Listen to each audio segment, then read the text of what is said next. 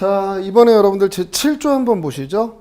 자, 그 조문예 제7조 사건의 이송 민사소송법의 그 가로 안에 보시면 됩니다. 이송의 규정은 원고의 고의 또는 중과실 없이 행정소송이 심급을 달리하는 법원에 잘못 제기된 경우에도 적용한다.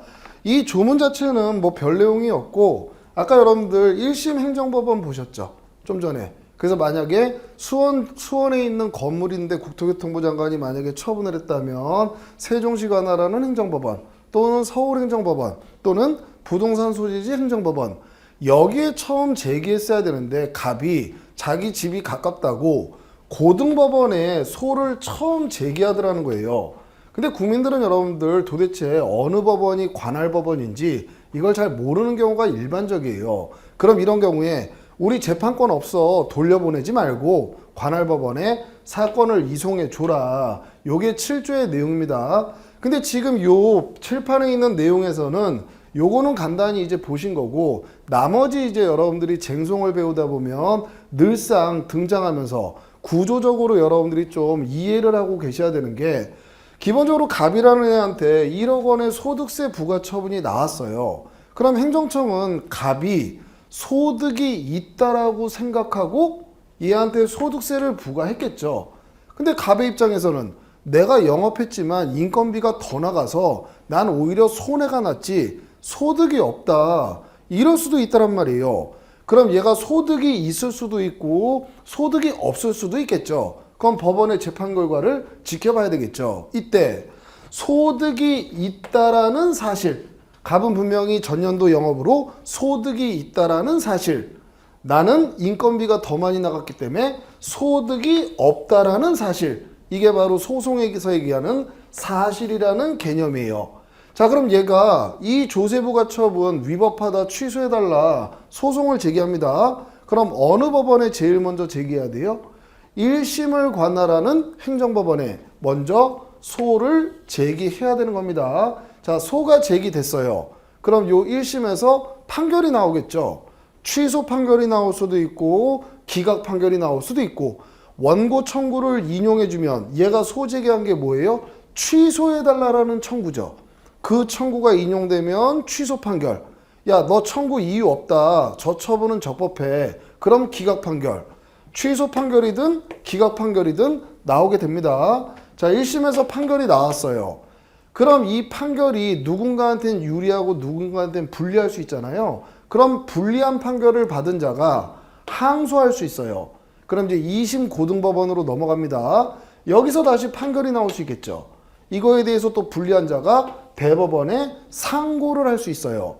그래서 우리는 행정소송도 3심을 채택하기 때문에 대법원에서 판결이 나오면 더 이상은 이제 진행되지 않고 끝나게 되는 모습이 된다고 생각하시면 됩니다. 이때 자 1심의 행정법원에서 소송을 제기해서 얘가 소제기하면 자신은 소득이 없다라는 사실 그럼 정말 얘가 소득이 없으면 이 조세부가 처분은 위법해지죠.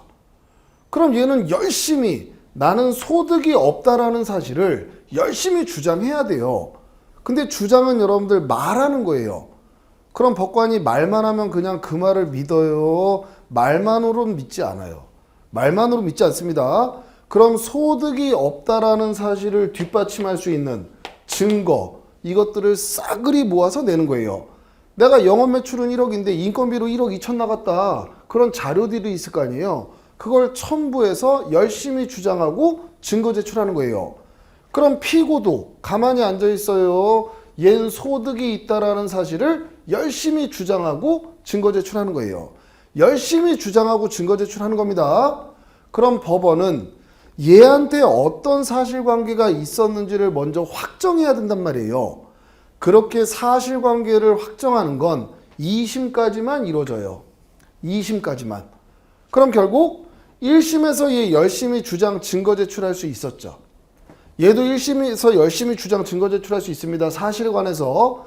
근데 미처 주장하지 않고 제출하지 못한 게 있었어요. 2심에서도 못한다는 거예요. 2심에서도 주장하고 증거 제출할 수 있다는 거예요. 2심에서도 주장하고 증거 제출할 수 있다는 겁니다. 그 마지막 단계가 사실심 변론 종결이라는 개념이에요. 자, 그럼 이제 항소했으면 2심까지 갔을 거 아니에요? 그럼 법관이 이제 양쪽에 물어봐요. 원고 더 주장하실 거 있나요? 내실 거 있나요? 없습니다. 피고 더 주장할 사실 있나요? 내실 거 있나요? 없습니다. 그러면 지금까지 주장하고 증거 제출한 사실관계를 확정하겠습니다. 더 이상 그럼 사실심 변론이 종결되면 새로운 주장이나 증거 제출을 못해요. 이게 바로 사실심 변론 종결 시점이에요. 그럼 사실심 변론 종결 시점은 여러분들 1심 판결 나오고 항소하고 상고했다면 언제까지만 사실 주장을 할 수 있다는 거예요? 2심까지만 할 수 있는 겁니다. 자, 이제 2심에서 판결이 나왔어요. 이 판결이 불리한 사람이 상고했네요. 그럼 대법원은 법률심이라고 얘기해요. 그럼 법률심은 왜 법률심이냐? 대법원에 갔을 때 3심 단계에서는 얘네들이 법관님 저 이 자료 못 냈어요. 미처 못 냈어요. 이거 받아주세요. 이런 거 안 받아줘요. 그럼 대법원은 뭐만 판단하는 거냐? 이 고등법원의 고등법원의 판결이 법령을 잘못 적용했다거나 기존의 대법원 판례에 배치되는 판단을 했다거나 요 판결 자체에 위법이 있는지만 심사하는 거예요. 그래서 대법원을 법률심이라고 얘기하는 겁니다. 자, 그래서 판결이 확정됐어요. 취소 판결이 확정됐을 수도 있고 기각 판결이 확정됐을 수도 있습니다. 그럼 취소 판결이 나왔다라는 건 그 처분은 적법했다라는 거예요? 위법했다라는 거예요? 그 처분은 위법했다라는 겁니다. 기각 판결이 나왔다는 얘기는 그 처분은 적법했다는 얘기예요. 이게 법원의 확정 판단입니다. 그럼 발생하는 힘이 기판력이라는 힘이 발생해요. 그럼 기판력은 뭐냐? 법관이 너희들 얘기 다 들어주고 너희가 제출한 증거 다 살펴보고 내린 판단이라면 그 판단에 승복해라. 그와 모순되는 주장하지 말고 모순 저촉되는 판결도 내려선 안 되고 그 모순되는 주장을 하면서 다시 소제기하는 걸 못하게 하겠다.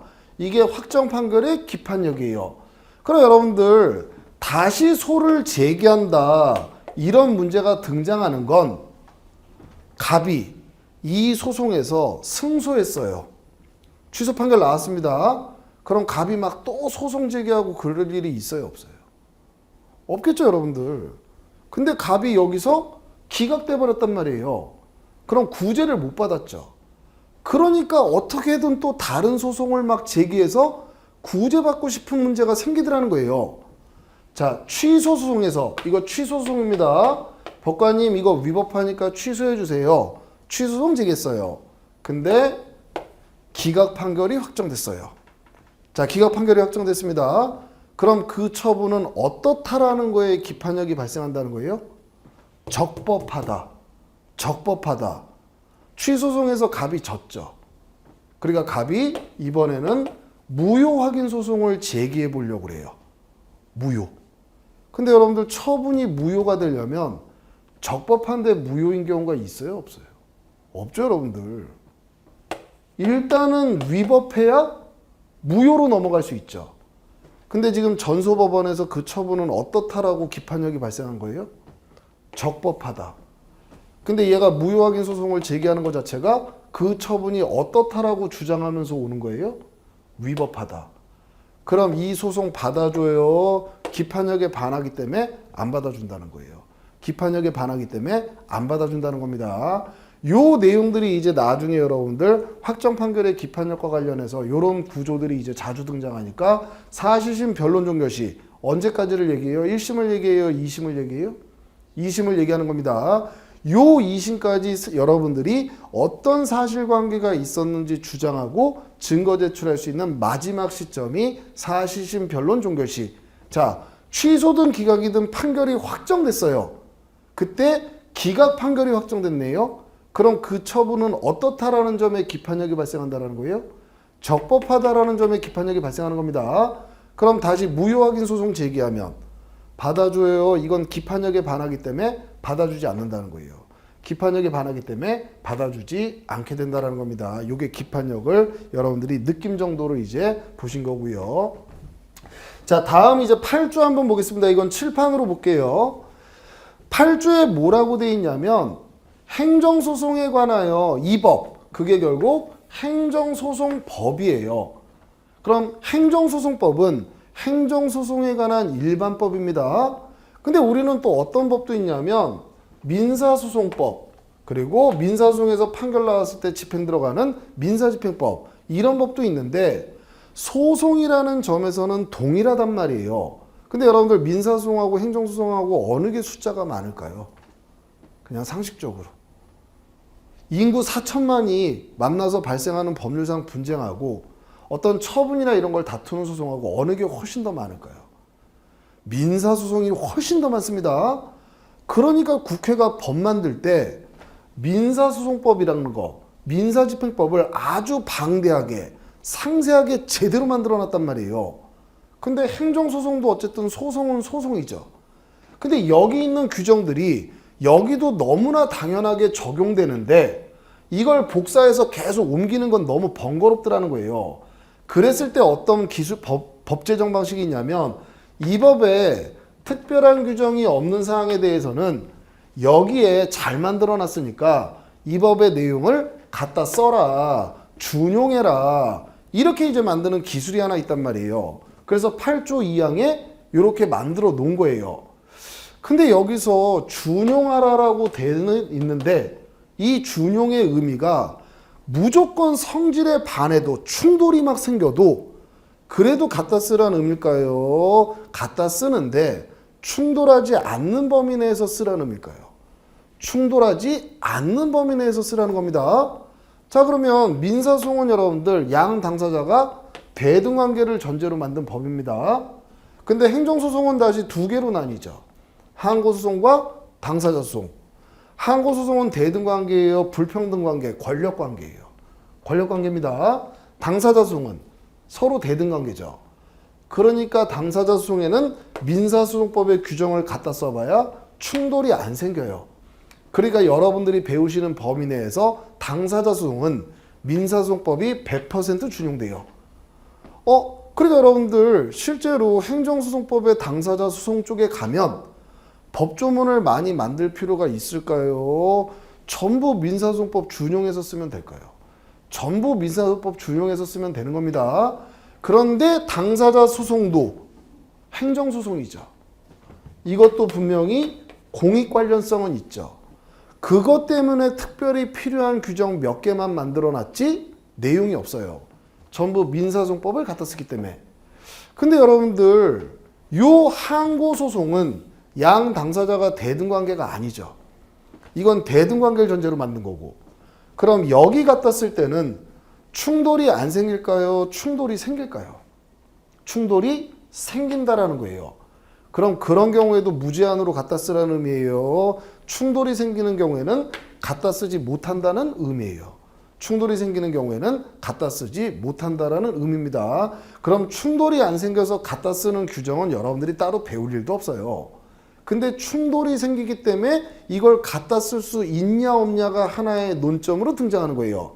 그때 결론은 충돌이 생길 때까지도 무조건 갖다 쓰라는 의미가 아니라는 겁니다. 그게 결론이라고 생각하시면 되는 거예요. 자, 이제 다음 보시면 자, 제 10조 한번 보시죠. 자, 10조 프린트물 보겠습니다.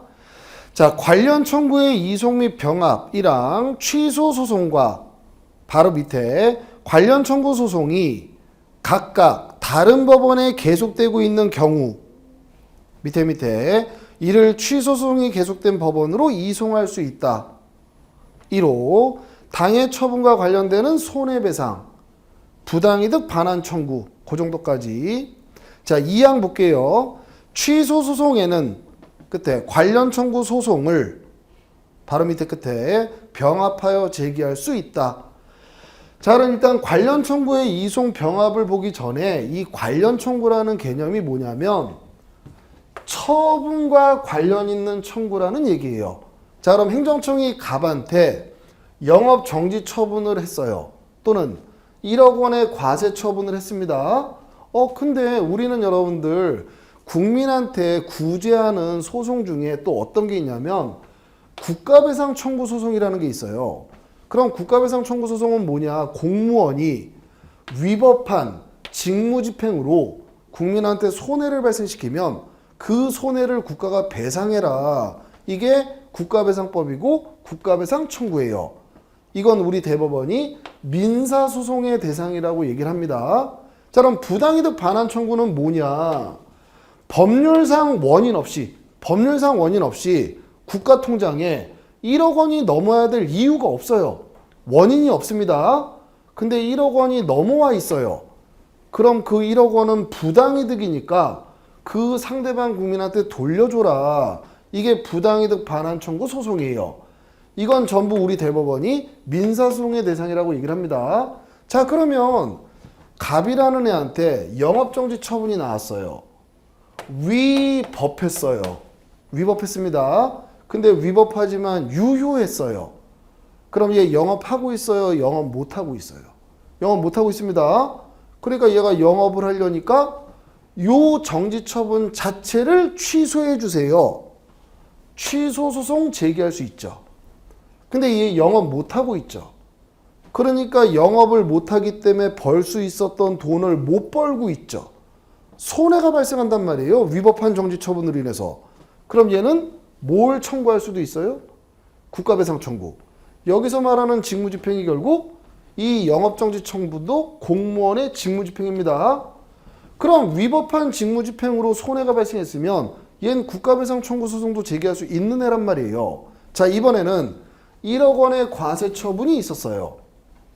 위법하지만 유효했어요. 유효했습니다. 그래서 얘가 이 1억 원을 국가에 냈어요. 그럼 얘는 위법하지만 유효한 의무가 있기 때문에 일단 낸 거예요. 얘 이 돈을 돌려받고 싶어요. 그럼 일단 뭐가 제거돼야 돼요? 1억 원의 과세 처분 자체가 취소돼야 돼요. 그럼 이게 소급해서 없어지죠. 그럼 결국 돈은 국가한테 1억 원 넘어와 있는데 이거 소급해서 없어지니까 의무가 있어서 낸 게 돼요? 의무 없이 넘어간 돈이 돼요? 의무 없이. 그럼 결국 법률상 원인 없이 넘어간 돈이 되더라는 거예요. 그럼 얘는 처분 자체를 취소해달라. 이 위법한 처분으로 넘어간 돈을 돌려달라. 부당이득 반환 청구 소송도 제기해야 되는 내용이 생긴다는 겁니다. 이게 바로 처분과 관련 있는 청구, 국가배상 청구, 부당이득 반환 청구 소송이에요. 근데 우리 대법원이 국가배상 청구, 부당이득 반환 청구 소송은 무슨 소송의 대상이라고 한다고요? 민사소송의 대상이라고 하는 겁니다. 그럼 관련 청구의 이송은 뭐냐면 갑이라는 애한테 영업 정지 처분 또는 1억 원의 조세부과 처분이 나왔네요. 얘가 손해배상을 받으려고 민사법원에 국가배상 청구, 부당이득 반환 청구 이걸 제기한 거예요. 그리고 또 취소 소송 이 법원에 가서 그 처분을 취소해달라. 취소 소송을 각각 다른 법원에 제기한 거예요. 그럼 이제 왜 어떤 문제가 발생할 수 있냐면 일단 원고 입장에서는 하루는 여기 나와서 주장하고 입증해야 되죠. 하루는 또 여기 와서 주장하고 입증해야 되죠. 원고 굉장히 힘들 수 있죠. 불편할 수 있단 말이에요. 더 큰 문제는 뭐냐면 법원은 원고가 소재기했다고 해서 모든 사실관계를 수집해서 판결 내려준 게 아닙니다. 여러분들이 유리한 판결을 받기 위해서는 열심히 주장하고 입증해야 돼요. 얘가 여기에 와서는 열심히 주장하고 입증했네요. 그랬더니 법원이 그래 그 영업정지 처분은 위법하네 배상해라 이렇게 판결 나올 수 있어요. 근데 여기에 와서는 열심히 입증을 안 하네요.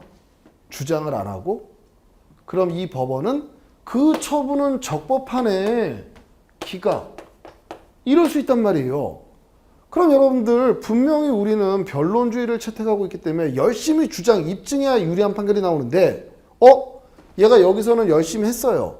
여기서는 지가 열심히 안 했습니다. 근데 판결이 모순되죠. 하나의 처분에 대해서 이 법원은 위법, 위법원은 적법 그러죠. 이걸 상대방 국민은 여러분들 납득할 수 있을까요? 아, 내가 입증을 제대로 안 해서 이랬구나. 이런 생각 할까요? 그런 생각 안 하죠. 이 미친 것들 아니야?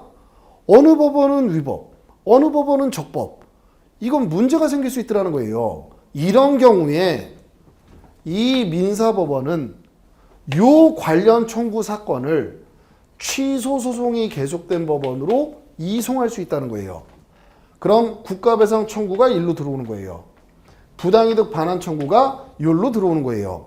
그럼 이제 어느 법원이, 취소 법원이 취소의 대상인지 이것도 판단하고 국가배상 판결을 내릴지 말지, 부당이득 반환 판결을 내릴지 말지 이거를 하나의 법원에서 심리 판결하게 하는 제도가 이송이에요.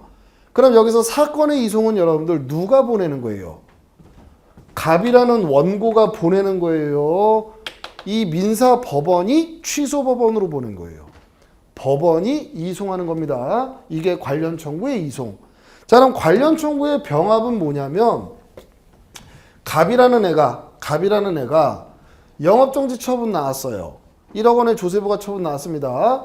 취소 법원에다가 이 처분 취소해 주세요. 요거 제기하면서 국가배상 판결도 내려주세요. 부당이득 반환 판결도 내려주세요. 이걸 묶어서 내는 거예요. 이 병합은 원고가 하나의 법원에 2개 이상의 청구를 같이 묶어서 내는 거예요. 이게 관련 청구의 병합입니다.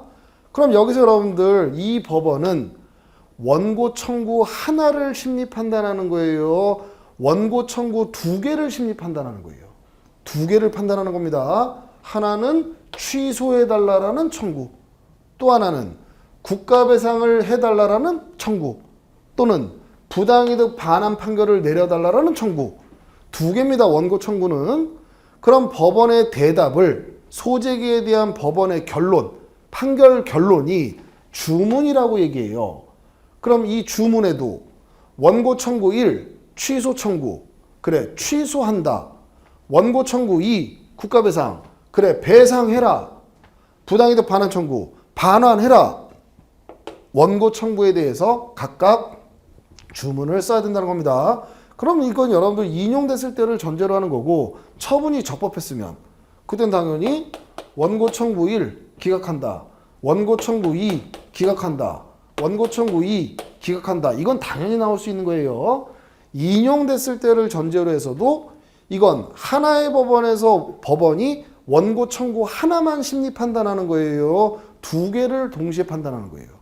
2개의 청구를 각각 판단하는 겁니다. 이게 바로 관련 청구의 병합의 모습.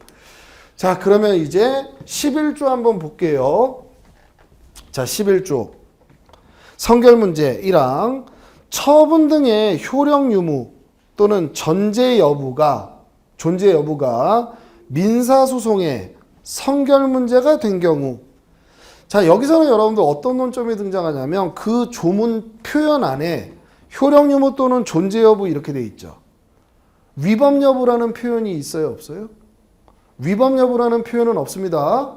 그러니까 지금 갑이라는 애한테 어떤 처분이 나왔는데 얘가 항고소송을 제기한 게 아니라 난 국가배상이나 받고 끝내야 되겠다. 국가배상을 청구했어요. 그럼 무슨 법원에 소를 제기해야 되는 거예요? 민사법원에 소를 제기하는 겁니다. 우리 대법원은 국가배상 청구 사건을 민사법원의 관할로 보기 때문에. 근데 민사법원은 처분을 취소할 법원이에요. 취소할 수 있는 법원은 항고법원에 취소법원만 취소할 수 있어요. 취소법원만 취소할 수 있습니다. 그럼 민사법원은 처분을 취소할 권한이 없단 말이에요. 근데 공정력이 뭐였어요? 공정력? 설령 처분이 위법했다 하더라도 취소되기 전까지는 유효한 힘, 이게 공정력이었단 말이에요. 그럼 공정력은 처분을 적법하게 보라는 거예요. 유효하다고 인정하라는 거예요. 유효하다고 인정하라는 겁니다. 근데 국가배상 사건에서는 여러분들 이 처분이 위법하면 국가배상 인용 판결 나가는 거예요. 그럼 민사법원은 여러분들 지금 이 처분에 유효를 취소할 필요가 있어요? 그냥 위법인지 적법인지만 판단하면 돼요. 그 처분이 위법인지 적법인지만 판단하면 되는 겁니다. 그럼 민사법원은 취소할 권한이 없기 때문에 위법인지 적법인지도 판단 못해요. 위법인지 적법인지는 얼마든지 판단할 수 있어요. 위법인지 적법인지는 얼마든지 판단할 수 있는 겁니다. 근데 만약에 그게 위법했는데 유효했다면 이 유효는 어느 법원만 취소할 수 있다고요? 취소법원만 취소할 수 있다는 거지 다른 법원도 취소할 권한이 없는 다른 법원도 그 처분 자체가 위법인지 적법인지는 얼마든지 판단할 수 있다는 겁니다. 그럼 만약에 공정력을 여러분들 권한 있는 기간이 취소되기 전까지는 적법한 힘. 자, 여기 한번 보세요. 공정력을 만약에 이렇게 이해 안 하고 권한 있는 기간이 취소할 때까지는 적법하게 추정되는 힘. 이렇게 만약에 이해해 버리면 적법하면 유효는 당연히 따라오는 겁니다. 근데 민사법원은 취소할 권한이 없죠. 그럼 취소되기 전까지는 적법하게 봐라. 이렇게 공정력을 이해하게 되면 민사법원은 이 처분이 위법이라고 판단할 수 있어요, 없어요? 못하게 되겠죠. 근데 공정력은 적법하게 보라는 힘이 아니라 설령 위법했다 하더라도 유효하게 보라는 힘이기 때문에 얼마든지 민사법원이나 형사법원도 그 처분이 위법인지 적법인지는 판단 못해요. 얼마든지 판단할 수 있다는 거예요. 얼마든지 판단할 수 있다는 겁니다. 이게 바로 11조. 자, 12조 원고적격. 취소소송은 처분 등의 취소를 구할 법률상 이익이 있는 자, 이렇게 돼 있습니다. 법조문에 처분의 직접 상대방이라고 안 돼 있어요. 취소소송은 처분의 취소를 구할 법률상 이익이 있는 자가 제기할 수 있다. 자, 그럼 원고적격 들어가기 전에 여러분들이 무조건 소장 던지면 법원에서 그래 이거 위법하다, 취소한다, 적법하다, 기각한다 이런 본안 판결이 그냥 나오는 게 아닙니다. 여러분들이 취소소송 제기해서 본안 판단, 취소든 기각이든 본안 판단을 받으려면 갖춰야 되는 소송 요건이 있어요. 이 요건이 충족돼야 비로소 법원은 그 처분은 위법이다, 적법이다, 본안에 대한 판결을 내리는 겁니다. 이 소송 요건에는 6가지가 있다고 보시면 돼요. 하나는 원고적격. 결국 취소소송은 자신의 권리 침해당한 자가 자신의 권리 구제를 위해서 제기하는 겁니다. 그러니까 여기에 있는 법률상 이익이 있는 자는 결국 권리 침해가 있는 자, 걔가 소송을 제기해라. 이게 원고적격. 자, 피고적격. 피고적격은 누가 갖고 있어요? 취소소송은? 처분을 한 처분청. 대상은 뭘 갖고 가야 돼요? 처분을 갖고 가야 됩니다. 제소기간 제한이 있어요. 취소소송은 처분이 있음을 안 날로부터 90일, 있은 날로부터, 요거 설명해 드릴 거예요. 안 날로부터 90일, 있은 날로부터 1년 이내에 제기해야 돼요. 요 기간이 지나면 더 이상 취소소송 받아주지 않습니다. 심판전치. 소송은 여러분들 대법원을 최고법원으로 하는 사법부에서 판단해 주는 겁니다. 근데 이 소송은 시간이나 비용이 많이 든단 말이에요. 그러니까 우리는 어떤 제도도 가지고 있냐면 갑이라는 애한테 처분이 나왔는데 이거 행정청이 한 겁니다. 같은 행정조직 내에다가 심판위원회라는 걸 설치해놔요. 그럼 요 심판위원회에다가 얘가 이 처분 위법하니까 취소해 주세요. 심판 청구를 할 수 있는 제도를 만들어놨어요. 요 심판을 거치고 소송 가도 되고 안 거치고 바로 소송 갈 수도 있습니다. 근데 이건 시간이나 비용이 들지 않기 때문에 신속하게 한번 행정부 내에서 자기 통제해보는 제도를 하나 만들어보자. 그렇게 만든 제도가 심판이라는 제도예요. 이게 심판전치. 그리고 소외이익. 자, 그럼 여러분들 소외이익은 뭐냐면 취소 판결을 내리면 원고를 구제해 주려고 판결 내는 거죠. 근데 이 판결을 내줘봐야 구제해 주는 효과가 없어요. 아무런 쓸모가 없어요. 그때는 법원은 무익한 판결, 무용한 판결은 내리지 않겠다는 겁니다. 그게 소외이익. 이걸 이제부터 여러분들 하나씩 다 살펴보게 되는 모습입니다. 자, 그럼 이 6가지 요건이 충족됐는지는 법원이 직권으로 조사하는 거예요. 여러분들이 충족됐다 해서 90일 지났는데 아니 90일 맞아. 그런다고 해서 지킨 게 아닙니다. 법원이 직권으로 조사해요. 만약에 어느 거 하나라도 갖춰지지 않으면 각하 판결이 나와요. 그럼 각하 판결은 처분이 위법이냐 적법이냐에 대한 판단이 아닙니다. 네가 제기한 소재기는 제소기간이 도과돼서 소해이익이 없어서 원고 적격이 없어서 각하한다. 본안에 대해서는 판단하지 않겠다. 이게 바로 각하 판결이에요. 자, 그럼 원고 적격부터 보시겠습니다. 자, 원고 적격에서 여러분들 일단 구별해야 되는 개념이 당사자 능력이라는 개념이 있고 원고 적격, 피고 적격, 적격이라는 개념이 있어요. 이 두 개는 전혀 다른 겁니다. 당사자 능력은 인격이 있느냐를 얘기하는 거예요. 그럼 자연인, 법인, 비법인 사단은 인격이 있는 겁니다. 그럼 갑이라는 사람, 을이라는 사람 자연인이에요. 자연입니다. 그럼 당사자 능력은 있는 거예요. 둘 다. 그럼 당사자 능력은 얘네들 지금 소송 없어요. 원고나 피고가 돼 있는 소송이 없습니다. 근데 인격이 있죠. 앞으로 살면서 언제라도 원고나 피고가 될 수 있을 수 있죠. 그게 능력이 있다는 거예요. 근데 지금 행정청이 을한테 운전면허 취소 처분이 나왔어요. 위법하게. 그럼 얘 운전 못합니다. 그럼 얘는 자신의 권리를 침해당했죠.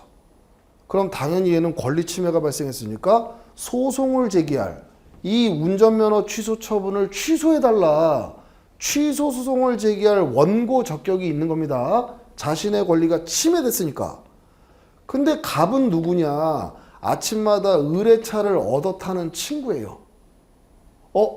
갑이 소제기하면 받아줄까요? 안 받아줄까요? 갑이 소제기하면 왜 을에 대해서 면허 취소했냐? 내가 소제기할게. 내가 싸울게. 그럼 받아줄까요? 안 받아줄까요? 안 받아줘요. 을에 대한 운전면허 취소 처분은 얘 권리를 침해하는 거지. 근데 얘 그 다음날부터 못 얻어 타죠. 이건 반사적 불이익에 불과하다는 거예요. 이 처분으로는 얘 가지고 있는 권리 자체를 건드리는 게 없어요. 그럼 얘는 소송을 제기할 원고 적격이 있다는 거예요? 없다는 거예요? 없다는 겁니다. 그래서 능력은 언제라도 원고나 피고가 될 수 있는 인격체냐? 이걸 얘기하는 거고, 적격은 지금 이 사건에서 판결을 받기에 적합한 자냐? 결국 권리 침해를 받은 자가 소제기했느냐? 그거를 얘기하는 게 바로 적격의 개념입니다. 그럼 예를 들어 여러분들 지금 갑이라는 애한테 1억 원의 조세부가 처분 나왔어요. 위법하게 영업정지 처분 나왔어요. 그럼 얘는 여러분들 당연히 권리 침해가 생길 수밖에 없어요. 침익적 처분의 직접성 대방은. 왜? 헌법이라는 대한민국의 최고 규범에서는 아예 국민들이 헌법에다가 우린 이 권리는 누리겠다라고 명시해 놓은 기본권들이 있단 말이에요. 거기에 재산권이라는 기본권이 있어요. 직업 수행의 자유라는 기본권이 있어요. 근데 위법하게 1억 원의 과세 처분 나왔네요. 위법하게 영업정지 처분 나왔네요. 그럼 이 처분의 직접성 대방은 기본권 침해가 바로 생겨요. 권리 침해가. 그러니까 당연히 소송 제기할 수 있는 겁니다. 근데 우리는 12조에서 여러분들 처분의 직접 상대방이 소송 제기할 수 있다 이렇게 규정해 놨어요. 취소를 구할 법률상 이익이 있는 자가 소제기할 수 있다 이래놨어요. 취소를 구할 법률상 이익이 있는 자가 소제기할 수 있다 이렇게 규정해 놨습니다. 그러면 여기서 법률상 이익, 지금 처분의 직접 상대방이 아닌 제3자도 그 처분으로 인해서 법에서 보호되는 이익 침해가 있으면 소송을 제기할 수 있다라는 의미예요. 그럼 가장 대표적인 게, 자, 갑이라는 애가 원자력 발전소 허가내달라 신청했어요. 행정청이 원자력 발전소 허가를 내줬어요. 그럼 이 허가는 갑이 신청해서 갑한테 내준 거죠. 갑한테 침익이에요, 수익이에요? 갑한테는 수익입니다. 근데 원자력 발전소가 들어오게 되면 여러 가지 위험이라든지 생태계 교란이라든지 문제가 발생할 수 있죠. 그럼 인근 주민 을한테는 이거 침익이에요, 수익이에요? 침익이 되는 겁니다. 행정청의 처분은 몇 개예요? 하나밖에 없어요. 하나의 처분이 상대방에게는 수익, 제3자에게는 침익을 갖고 오죠. 이때 이 침익이 법에서 보호되고 있는 이익, 법에서 보호되고 있는 이익 침해라면 그때는 얘도 소송을 제기할 수 있다라는 거예요.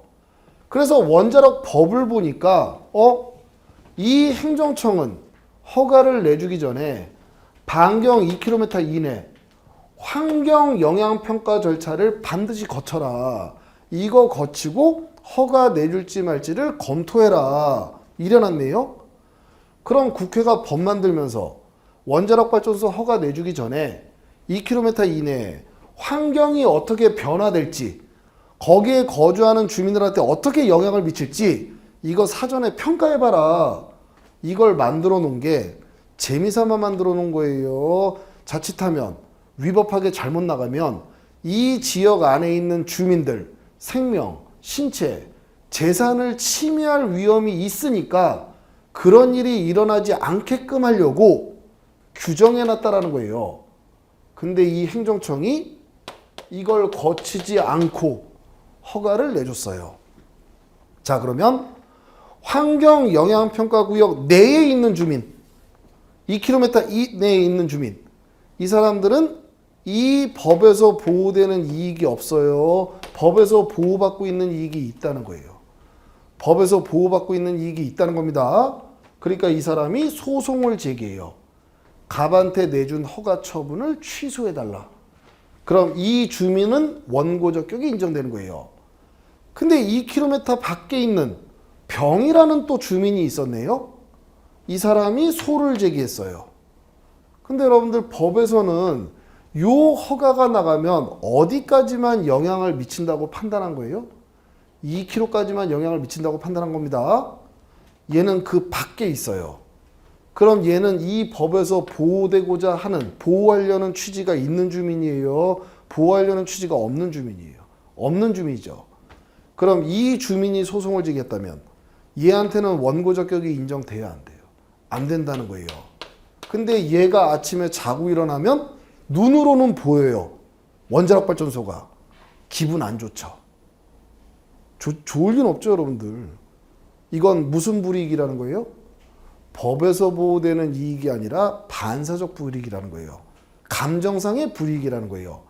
법원의 쟁송, 판결은 법상의 분쟁을 해결하는 거지 감정상의 문제를 해결하려는 제도가 아니라는 겁니다. 그럼 여러분들 꼭 원고는 처분의 직접 상대방만 소송 제기할 수 있다는 거예요. 처분의 직접 상대방이 아닌 제3자도 이렇게 법에서 보호되는 이익 침해가 있으면 소송을 제기할 원고 적격이 인정된다는 거예요. 소송을 제기할 원고 적격이 인정된다는 겁니다. 이게 원고 적격. 자, 이제 제13조 보겠습니다. 프린트물 보시면 제13조 1항 취소 소송은 다른 법에 특별한 규정이 없는 한 그 처분을 한 행정청을 피고로 한다. 요거 이제 보신 거고요, 벌써. 제14조 피고 경정 1항 원고가 피고를 잘못 지정한 때에는 법원은 끝에 피고 경정을 허가할 수 있다. 4항 1항에 의한 허가 결정이 있은 때에는 새로운 피고에 대한 소송은 처음에 소를 제기한 때에 제기된 것으로 본다. 5항 허가 결정이 있은 때에는 종전의 피고에 대한 소송은 취하된 것으로 본다. 자, 이거는 이제 어떤 내용이냐면, 자, 항고소송의 피고는 그 처분을 한 처분청이 피고를 데리고 와야 됩니다. 그럼 지금 어떤 일이 있을 수 있냐면, 원래 갑한테 1억 원의 과세 처분이 지금 나갔는데, 원래 얘한테 이 과세 처분을 할 수 있는 권한자는 국세청장이었어요. 국세청장.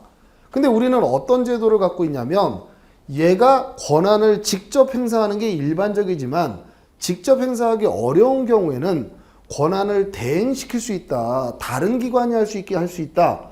그 중에 대표적인 게 위임이라는 제도예요. 그럼 원래 얘한테 부과할 수 있는 이 과세 처분 권한이 국세청장 권한이었는데 이걸 관할 세무서장한테 위임하면 얘가 권한을 갖게 돼요. 그럼 얘가 받은 과세 처분 문서에도 하단에 세무서장 이름이 딱 박혀 있습니다. 그럼 누가 한 처분이에요? 세무서장이 한 처분입니다. 얘가 소송을 제기해요. 그럼 피고란에 누구를 썼어야 돼요? 세무서장이 한 처분이니까 누굴 썼어야 돼요? 세무서장을 피고로 썼어야 돼요. 근데 얘가 소장에다 피고란에 국세청장으로 잘못 썼더라는 거예요. 국세청장으로. 근데 취소송입니다, 여러분들. 그럼 얘는 취소송을 제기하려면 처분이 있음을 아는 날로부터 90일 안에 제기했어야 돼요. 자, 날짜 지켰어요. 근데 지금 피고를 잘못 지정했죠. 잘못 지정했습니다. 그럼 이건 피고 적격이 없는 자를 피고로 지정했기 때문에 요건이 충족 안 됐죠. 각하 판결이 나가는 게 원칙이에요. 근데 이건 국민들한테 굉장히 불편할 수 있더라는 거예요. 그럼 이런 경우에 피고를 고칠 수 있는 피고 경정이란 제도를 하나 만들자. 그럼 이제 법관이 갑한테 잘 설명해 줘요. 갑, 지금 처분문서 갖고 계시죠? 얘 갖고 있는데요. 거기 하단에 누구 이름이 있어요? 세무서장이 있는데요. 그렇죠.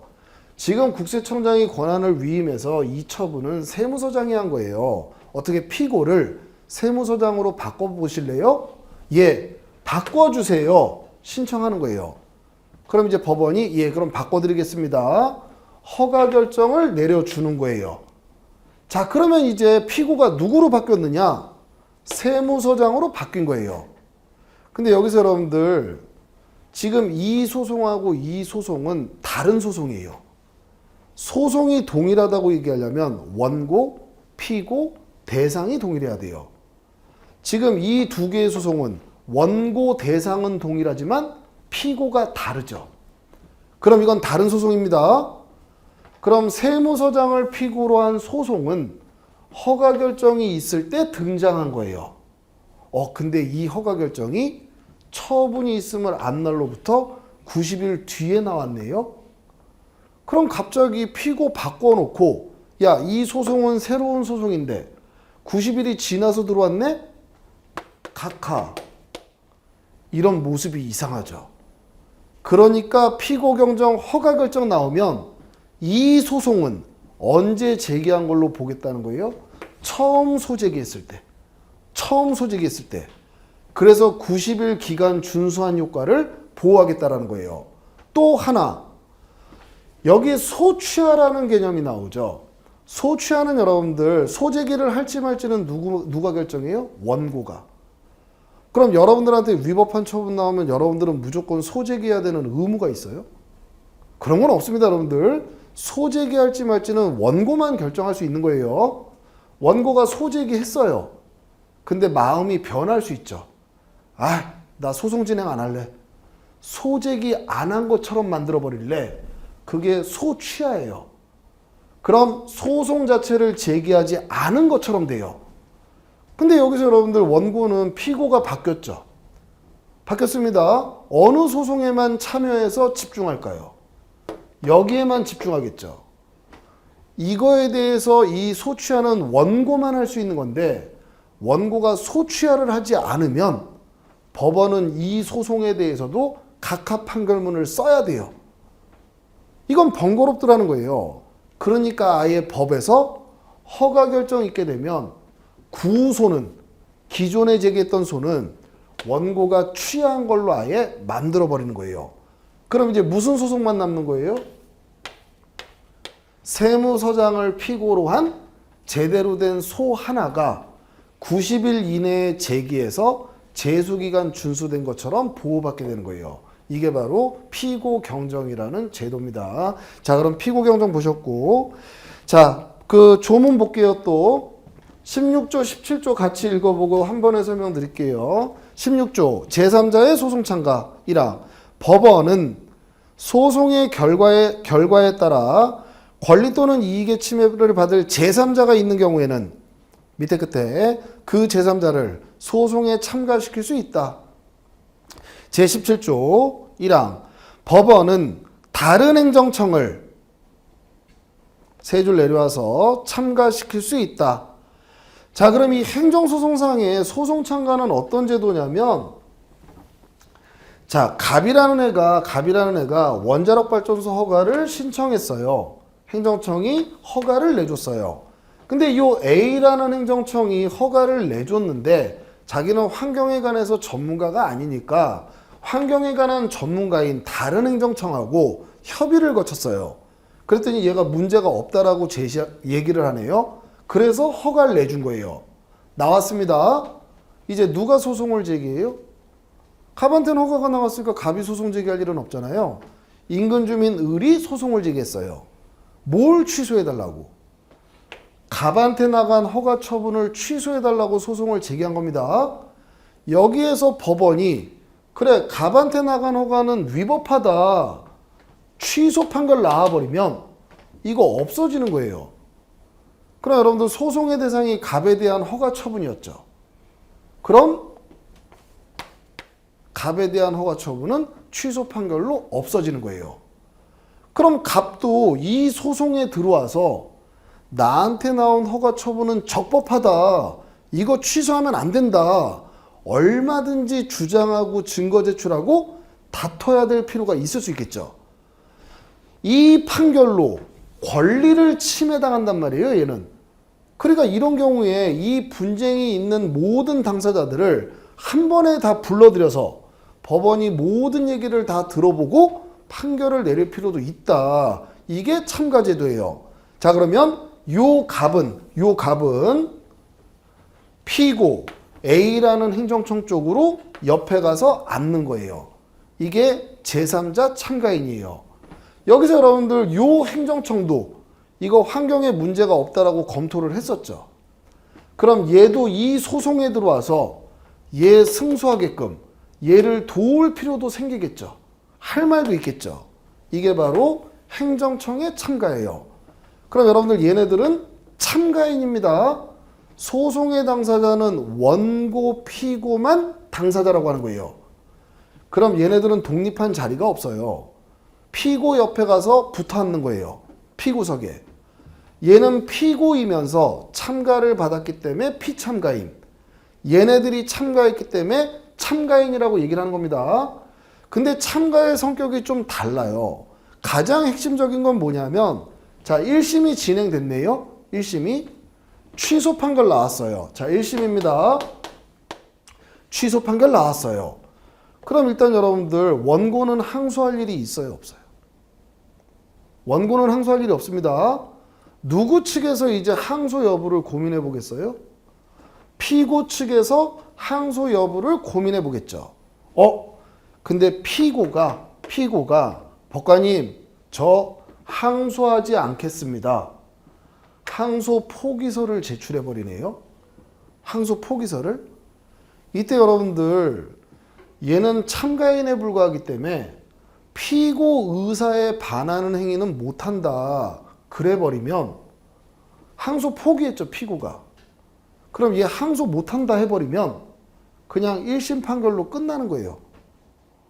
그냥 판결 확정되고 끝나버리는 겁니다. 그럼 얘는 자신의 허가를 단 1심 판결만으로 박탈당해버리는 거죠. 이건 문제가 있더라는 거예요. 얘는 자신의 권리를 지키러 들어왔기 때문에. 그래서 제3자는 여기서 항소 제기를 할 수 있어요. 항소 제기할 수 있습니다. 그럼 얘 싫어도 2심 법정으로 가서 앉아 있어야 돼요. 근데 요 행정청은 단순히 얘만 보조하러 들어온 거기 때문에 얘 의사에 반하는 행위는 못해요. 그럼 피고가 항소 포기했죠. 얘는 항소 제기 못해요. 이게 이 둘 간의 가장 큰 차이점이에요. 그래서 이 제3자의 참가를 뭐라고 표현하냐면 공동소송적 보조참가라고 그래요. 왜 공동소송적이라고 하냐면 여기에 인이 빠진 거예요. 공동소송인. 그럼 여러분들 원자력 발전소 환경영향평가구역 내 원고가 꼭 한 명일 수 있어요? 수천 명 있으면 수천 명 다 원고가 될 수 있어요. 수천 명 있으면 수천 명 다 원고 될 수 있습니다. 그때 여러 명이 원고가 되면 그걸 공동소송인이라고 그래요. 그럼 얘는 여러분들 뭘 지키러 들어온 거예요? 자신의 권리. 근데 취소 판결로 자신의 권리를 박탈당하죠. 그럼 얘는 소송의 당사자도 될 수 있는 애라는 거예요. 근데 지금 소송의 당사자는 아니지만 자기 권리를 지키러 들어왔죠. 그래서 얘를 공동소송인 같은 참가인이라고 얘기하는 거예요. 근데 행정청은 얘 승소만 도우려고 들어왔지 얘 의사에 반하는 행위를 못해요. 그래서 얘를 행정청을 단순 보조 참가에 불과하다고 얘기를 하는 겁니다. 이게 바로 행정소송상의 참가제도. 자, 이제 그러면 다음 보시면 자, 제 18조 보겠습니다. 자, 18조 1항 취소 소송은 바로 밑에 심판을 바로 밑에 거치지 아니하고도 제기할 수 있다. 다만 다른 법률에 끝에 심판의 제기를 거치지 아니하면 취소송을 제기할 수 없다. 이런 규정이 있으면 그때는 거쳐라. 자, 이거부터 보시면 갑이라는 애한테 행정청이 처분을 했어요. 처분했습니다. 이 처분 심판 청구도 할 수 있어요. 항고소송도 갈 수 있고, 근데 우리 행정소송법은 반드시 심판을 거치고 오는 게 아니라 바로 소송화도 된다는 거예요. 그게 1항 본문입니다. 그럼 얘 처분 나왔어요. 심판 반드시 거쳐야 돼요. 바로 소송 갈 수 있어요. 바로 소송 갈 수 있다는 겁니다. 근데 얘는 거치고 가고 싶대요. 그럼 거치고 가도 돼요. 그럼 거칠지 말지는 원칙이 임의라는 거예요. 원칙이. 왜 이걸 임의적 원칙으로 해놨냐면 만약에 무조건 심판 거치고 하라. 이렇게 만들어버리면 이거 어디에 설치되어 있어요? 심판위원회? 같은 행정부네. 그럼 팔이 안으로 굽는다고 구제가 잘 돼야 안 돼요. 잘 안 될 텐데 무조건 거치고 하라. 이건 재판 청구권을 침해할 수 있단 말이에요. 그러니까 원칙은 거치고 오든지 바로 오든지 그건 네가 알아서 해라.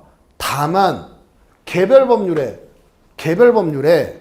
국세기본법, 공무원법, 도로교통법 이런 개별법에서 이 처분들은 반드시 심판을 먼저 거쳐라. 안 거치면 소송 제기할 수 없다. 그렇게 규정해 놨다면 그때는 심판을 반드시 거치고 오라는 거예요. 이게 예외적으로 필요적 심판 전치주의를 채택하고 있는 처분들입니다. 그 취지는 여러분들 운전면허하고 국세 정도를 생각해 보시면 하루에도 전국에 여러분들 운전면허 관련 처분이 수십만 개 나가요.